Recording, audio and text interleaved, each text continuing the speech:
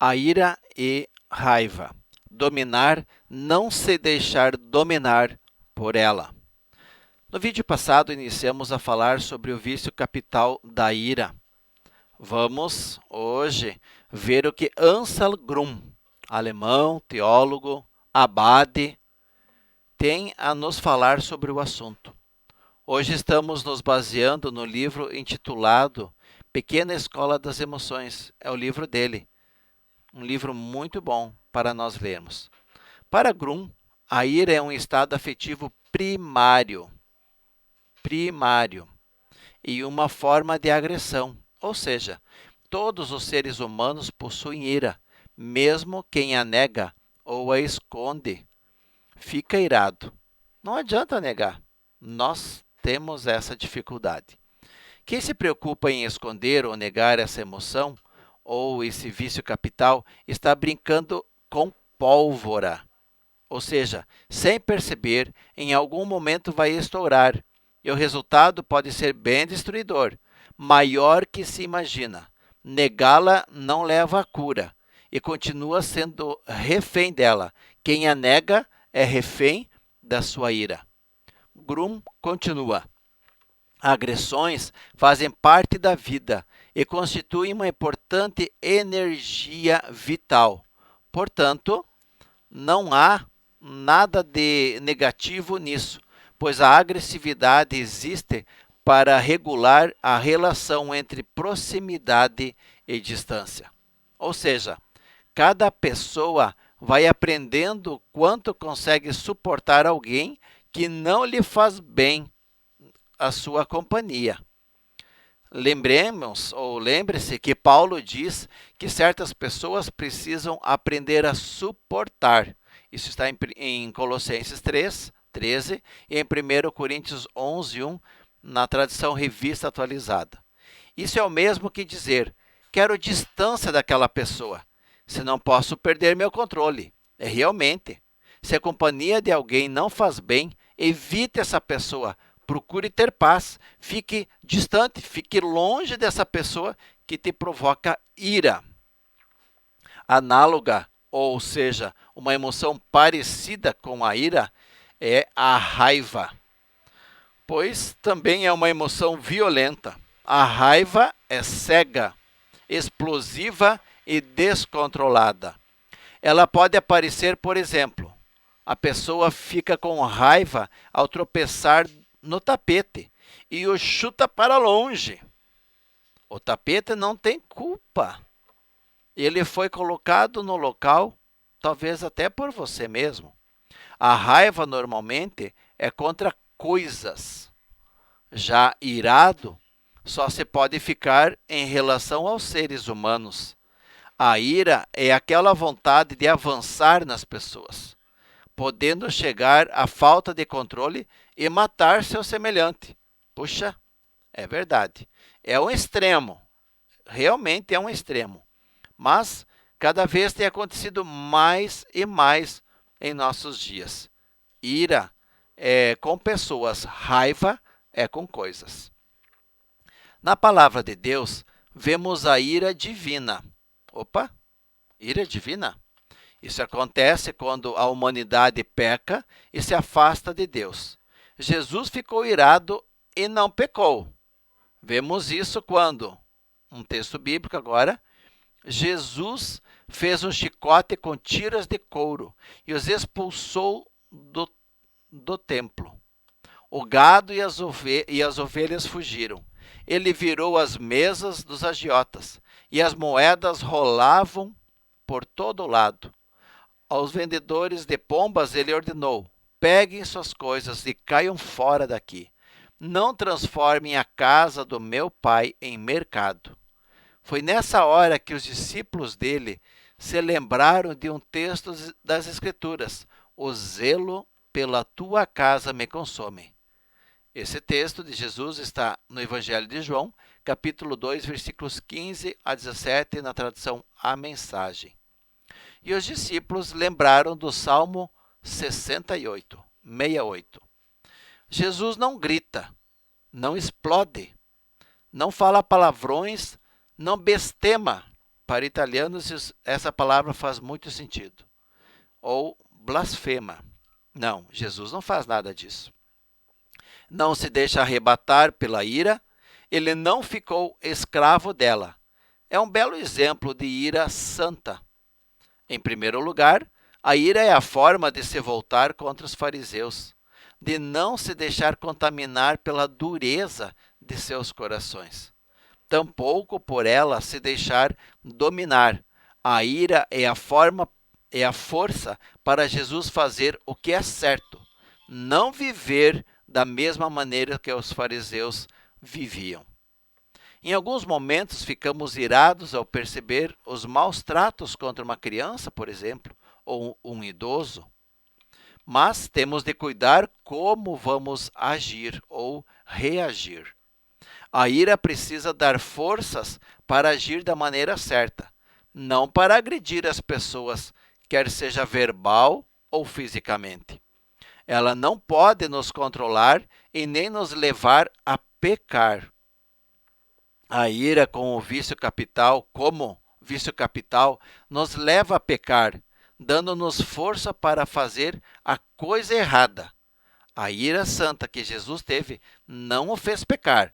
Agora, o vício capital da ira, o pecado da ira, nos leva a pecar. A diferença.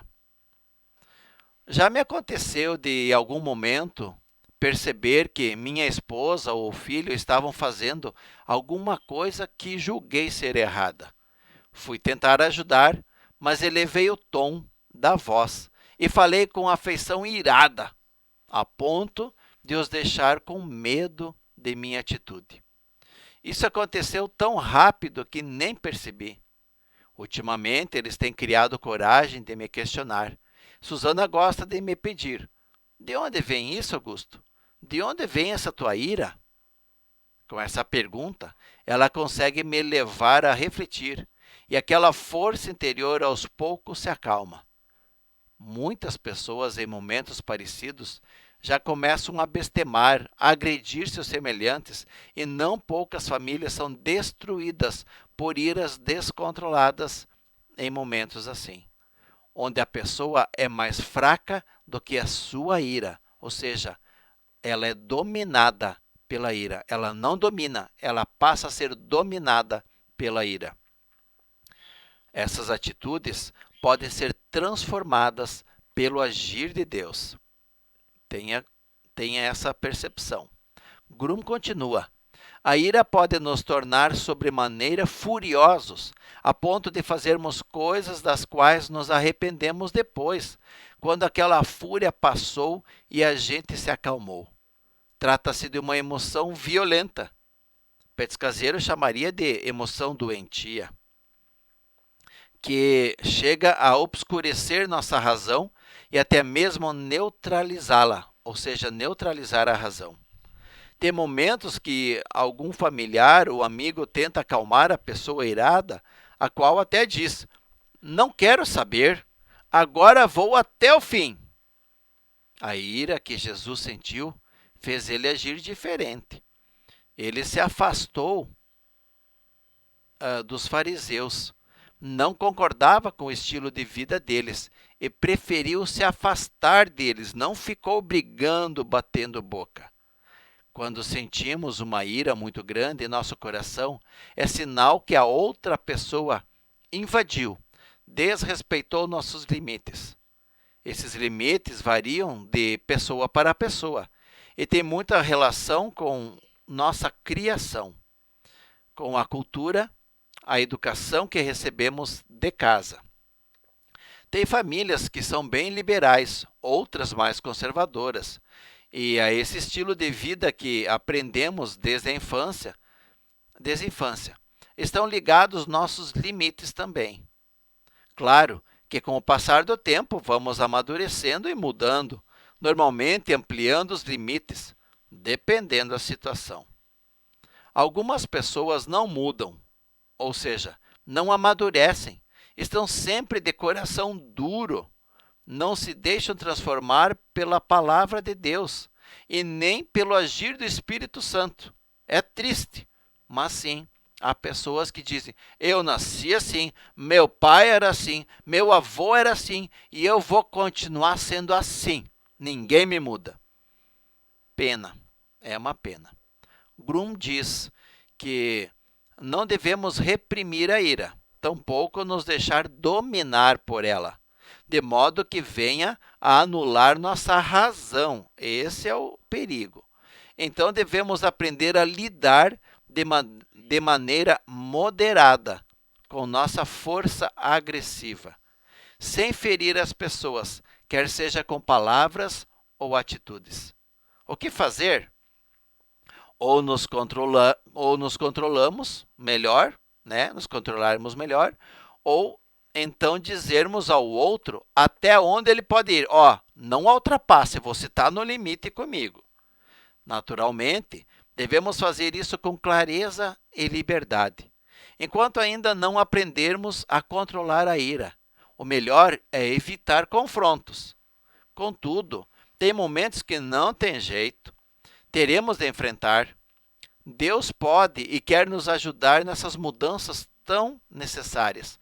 Ele conhece o nosso interior mais do que nós mesmos e age no mais profundo de nosso ser, inclusive enquanto dormimos. Para isso, não basta ser religioso. Fique atento, não basta ser religioso. A ira deve se tornar uma fonte de força da qual nos alimentamos, e não uma emoção desenfreada que nos desequilibra. Tirar proveito da ira para um agir vigoroso em defesa do que é certo, moral e verdadeiro é algo inteiramente diferente de deixar-se dominar e abater por ela. Portanto, nossa ira pode se transformar numa santa ira, que é saudável para as pessoas. Segundo Grum, Jesus nos mostrou como devemos lidar com nossa ira. Devemos transmutá-la numa força que protege a vida, que luta pela vida. Ansel Grum não fala da necessidade que temos de buscar as virtudes divinas para superar os vícios capitais. Nesse ponto, Foster nos diz que a benevolência, por outro lado, é a capacidade de autorretração. Mesmo quando um princípio é violado ou simplesmente nos sentimos frustrados com alguém ou com alguma situação, podemos mesmo assim agir com benevolência, que é a virtude divina que nos faz superar a ira, porque confiamos em Deus. Sim, confiamos que acima de tudo e de todos, Deus está agindo. Mesmo que não possamos ver, mas se tivermos uma vida em amoroso relacionamento com o Pai, através da oração, da leitura e meditação de sua palavra, de um estilo de vida baseado nos ensinamentos de Cristo, certamente aprenderemos a confiar na ação soberana de Deus, não no nosso tempo e nem do nosso jeito. E isso vai nos ajudar a superar a ira. Quando concentramos nossa vida em Deus, a necessidade de ganhar o mundo desaparece. E vamos nos frustrar menos, porque vamos querer ter menos perspectivas. Às vezes criamos perspectivas muito grandes e aí nos frustramos. Já não nos atraímos à ideia de galgar a escada social ou sermos notados, sermos importantes diante da sociedade.